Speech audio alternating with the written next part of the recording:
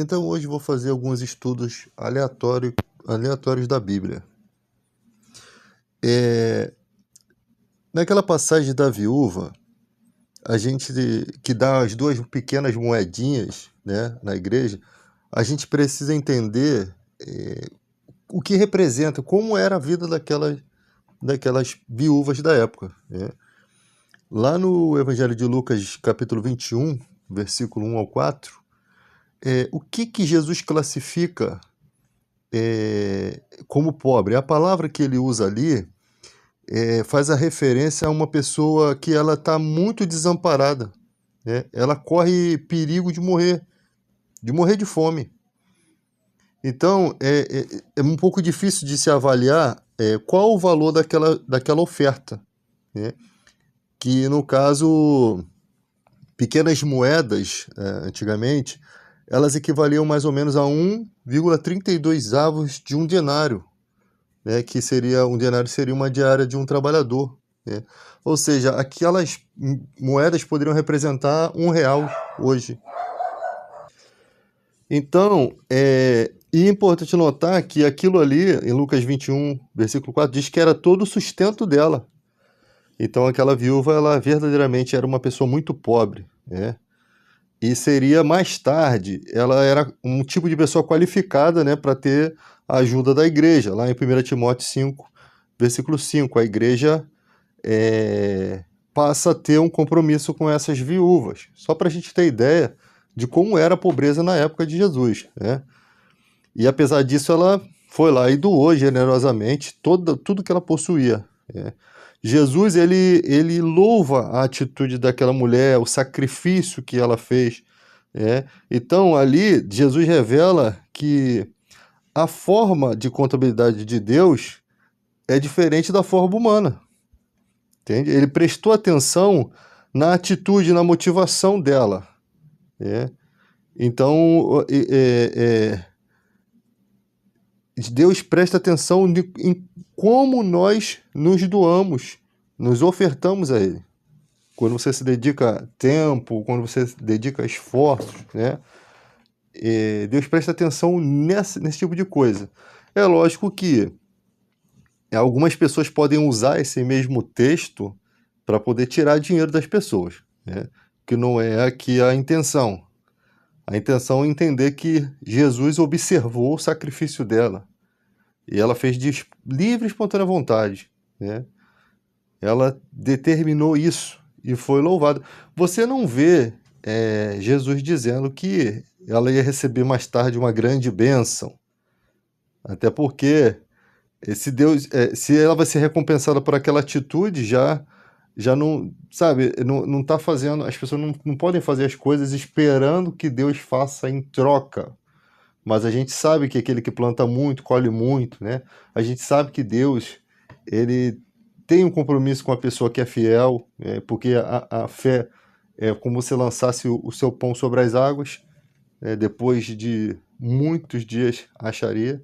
Só que existem coisas ali na Bíblia que você percebe que algumas vezes os líderes espirituais lá em Israel, eles acabaram atrapalhando as pessoas de Israel receberem bênçãos. Quando Jesus fala assim que haviam muitas viúvas em Israel na época que existia o profeta Elias, diz Jesus que Deus não enviou não enviou a nenhuma viúva de Israel o profeta para abençoar, mas enviou a uma viúva que morava em outro lugar.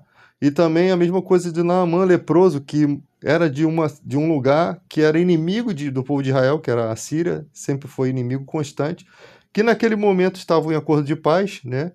Esse acordo de paz quase foi rompido quando o rei mandou uma carta o rei da Síria mandou a carta para o rei de Israel ordenando que ele curasse Naamã. Tipo que o rei de Israel pensou que havia uma afronta ali. E o profeta Elias mandar, né, o cara para ele ser curado. E ali você percebe que Jesus faz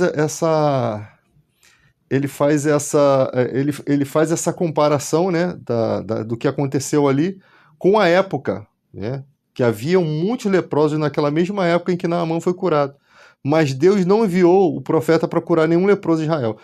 Essa fala de Jesus provocou os judeus, a ponto deles querer apedrejar Jesus, né? Ali você percebe que era uma nação que estava totalmente entregue ao erro, né? Totalmente entregue aos seus prazeres, às suas vontades, e usando a religião para isso, na época de Cristo, né? E ali Jesus revela que desde aquela época de Naamã, né, que Naamã foi curado, já estava acontecendo isso. Então Jesus está comparando as realidades, né? Quando Jesus vem e chega... Então muita gente ficou... Deus não operou milagre, não operou sinais no seu próprio povo, onde havia um povo escolhido por Deus, e Deus começou a abençoar fora. Era isso que Jesus estava dizendo. Que Deus começou a fazer seus milagres fora, abençoando até os inimigos de Israel. E isso, naquela época, devia ser uma grande ofensa, né? Então, vamos para outro fato que está no livro de Mateus, falando de quando Jesus chega no lugar onde estavam os discípulos e um homem levou o filho endemoniado, né? Então, no versículo... Lá em Mateus 17, 19 ao 21, nós chegamos a um ponto na vida que a gente está discutindo sobre querer comprovar que realmente se trata de uma pessoa endemoniada, que realmente estava tendo um ataque epilético, mas que a origem daquela epilepsia não era como uma pessoa comum, né? Era uma origem espiritual. Porque há outras coisas envolvendo a mesma situação, a criança sendo jogada na água e no fogo. Então eu não estou aqui para dizer, para aqueles que não acreditam nisso, eu não estou aqui para comprovar, porque se o Espírito Santo tem que trazer essa revelação. Sem o Espírito Santo, o homem natural não pode compreender as coisas espirituais, porque é loucura para eles. Então, por que eu vou ficar discutindo e perdendo tempo, né? É lógico que a fé vem pela pregação, mas o problema é que essas pessoas elas estão com a mente cauterizada, a mente está fechada. Deus precisa abrir aquele entendimento, tá? Então nós temos aqui a cura de um menino endemoniado. Quando chegaram à multidão, aproximou-se-lhe um homem, pondo-se de joelho diante dele, dizendo: Senhor, tem misericórdia de meu filho, que é lunático e sofre muito, pois muitas vezes cai no fogo e muitas vezes na água. E trouxe-o aos teus discípulos e não puderam curá-lo. E Jesus, respondendo, disse: Ó geração incrédula e perversa, até quando estarei eu convosco e até quando vos sofrereis? Traz o menino. E repreendeu Jesus o demônio, que saiu dele, e desde daquela hora o menino sarou. Então os discípulos se aproximando-se, em Jesus em particular, e disseram-lhe: Por que não podemos nós expulsá-lo? E Jesus lhe disse: Por causa da vossa pouca fé. Porque em verdade vos digo que se tiver fé como um grão de mostarda, direis a este monte: passa daqui para acolá, e há de passar, e nada vos será impossível. Mas esta casta de demônio não se expulsa senão pela oração e pelo jejum. Entenda aqui que primeiro Jesus faz uma crítica, ele diz assim: ó geração incrédula e perversa, até quando estarei eu convosco e até quando vos sofrereis? Exatamente quando o homem levou essa criança. Dá a impressão que ele está falando isso para o pai da criança, mas não é, porque depois Jesus, no contexto, seguindo a história, ele dá uma bronca nos discípulos. Quando os discípulos foram questionar por que eles não conseguiram, aí você percebe que aquele texto está diretamente ligado com a bronca por causa da vossa pouca fé. Porque o que acontece? Jesus já tinha dado autoridade a eles, só que eles não se prepararam. Possivelmente Jesus queria mais deles, né? Mais consagração deles. E de fato parece que eles não sabiam, né, qual era o motivo pelo qual eles não conseguiram. Talvez estavam levando a coisa de brincadeira, a gente não sabe o que aconteceu, talvez não estivessem firmes na fé, disputando entre eles quem era o maior, quem era o melhor. Só se sabe que eles não Jesus parece que mostra que havia possibilidade, se eles tivessem alguma fé. Ou Jesus queria que ele... Tipo assim, eu acho que conforme eles foram usando o nome de Jesus, o poder estava sempre funcionando. E quando eles encontraram resistência, né, de um tipo de demônio, quando eles encontraram resistência, eles começaram a duvidar do poder do nome. Possivelmente pode ter acontecido isso. Tá? É uma suposição aqui. E ali aquela dúvida tomou a situação, ou seja, a obra que eles estavam fazendo na vida de pessoas parou. Simples parou. Parou por falta de respostas. Por que que deu errado? Por que que sempre deu certo e agora está dando errado? Penso eu, né, com a minha mente aqui humilde, que pode ter acontecido isso. Aí Jesus falou, por causa da vossa pouca fé. Né? Aí ele começa a falar que se eles tivessem um pouquinho de fé, com um grão de mostarda, nada seria impossível. Poderia mandar uma montanha, né, passar de lá para cá e ia acontecer. Nada será impossível a vocês. Aí ele complementa, mas esta casta, esse tipo de demônios, não se expulsa senão pela oração e pelo jejum. Ou seja, será que Jesus esperava que quando eles não conseguiram, eles começassem a orar e abrissem um jejum ali? Será que eles sabiam de fato como fazer? Ou será que Jesus deixou de propósito acontecer para dar esse entendimento? Esse entendimento alcança a gente hoje aqui, no século XXI. Tá? Aí as pessoas vão dizer, não, mas no grego não está assim, a palavra original não é assim. Aí depois, quando você vê que a palavra original é assim, o cara fala, não, mas o Novo Testamento não existe. Aí começam a tentar tirar. Esse tipo de pessoa que tenta isso, não dê ouvido para esse tipo de coisa. Porque os cristãos passam por experiências de vida. Primeiro que, ainda que você passasse a vida toda como cristão, sem nunca ter contato com uma pessoa endemoniada, sem nunca ter visto realmente, de fato, uma libertação que você sabe que foi verdadeira, ou você participar de uma libertação, isso não vai trazer incredulidade no nosso coração, ainda que pessoas falam que a coisa não é assim. Cara, nada pode transformar aquilo que foi revelado, cara. Nós temos certeza desses acontecimentos como o nosso próprio nome, como o próprio nome da nossa mãe, como a própria existência. De que isso daqui realmente é fato, é verdade. Só que o tempo, falta de pregação nesse sentido, né? Falta de compromisso, de oração, falta de... Sabe, não vai acontecendo essas coisas, tá? Essas coisas não vão acontecendo. Percebe-se que ninguém fez aqui, gente, Jesus em nenhum momento chama demônio de nome de entidade. Em todas as vezes que Jesus se manifesta assim para expulsar um demônio ou qualquer discípulo, nunca se usou nome para demônios. Isso é uma coisa do século XXI. E a gente fala com pessoas que são pastores, mas elas parecem que têm um vício de chamar demônio de nomes de entidades de religião de matriz africana, trazendo um problema que para aquela religião aquilo é sagrado. Então você traz um conflito que a Bíblia ensina você a não ter esse tipo de conflito, porque não tem nenhuma entidade chamada de espírito imundo, né? Mas na nossa Bíblia, demônios são tratados como espírito imundo. Jesus trata como casta de demônio, não dá nome. Jesus parece que entrevista o demônio exatamente para você entender isso. Qual é o nome de vocês? Legião, porque somos muitos. Ele está entrevistando o demônio para vocês entenderem que existem muitos deles, mas que eles não têm nome. Eles não têm nomes. Jesus os identifica como espírito imundo. Quando eles caíram do céu com Satanás, porque essa alusão toda está lá em Apocalipse, né? Satanás e seus anjos pelejando contra Miguel e seus anjos. Aí tem lá, o dragão com sua cauda arrastou 1/3 das estrelas do céu. Diz que esse dragão é a antiga serpente, Satanás. Então, esse 1/3, se o dragão é Satanás, aquele 1/3 que foi arrastado com sua cauda, possivelmente são os anjos. Porque lá no Lago de Fogo e Enxofre, o inferno é preparado, o Lago de Fogo e Enxofre é preparado para Satanás e seus anjos.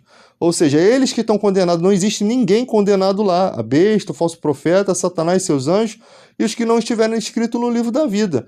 né, que são os seres humanos que se perderam.